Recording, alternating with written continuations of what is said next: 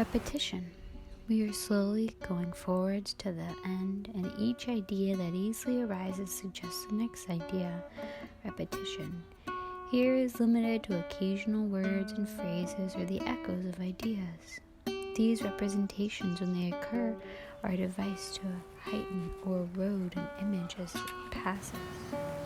There are a moment of recognition for the audience in a sea of change. The pleasures of the familiar can guide us through any landscape, including the landscape of language.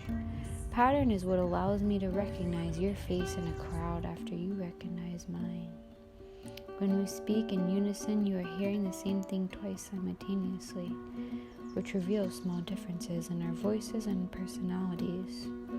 The size of a nose or the folds of a chin are amplified precisely in relation to the similarity we identify in the face we are studying. The smaller the degree of difference in a field of activity, the more we perceive what is different. We are slowly going forward to the end, and each idea that easily arrives suggests the next idea. Repetition is a device to intensify or erode something by showing it more than once. Replication of a phrase of music can arrive at a rapturous longing for more. A melody heard often enough can arrive at a heightened meaning that is passed through boredom into a state of grace. The return of a theme alters everything. Words repeated arrive eventually at incantation, and moments, when looped, solidify itself into something that hovers between marching and abandon. Repetition is one way of arriving at rhythm. We are now a little after the start of the part of the piece.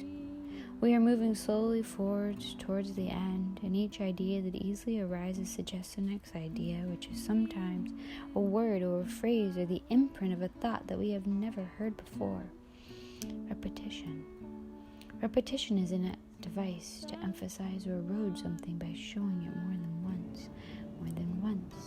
It's a moment of recognition for the audience in a sea of change. The pleasures of the familiar can guide us through any landscape, including the landscape of language. Replication of a phrase of music can arrive at a rapturous longing for more. We wish for more only because we know it will stop. Eventually, our longing for more is in direct proportion to the expectation we have that things will eventually change.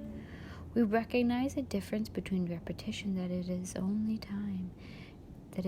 filling time.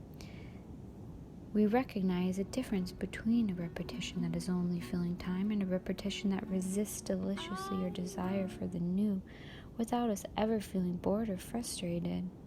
The repetition of a melody or a sentence can pass through boredom into a state of grace.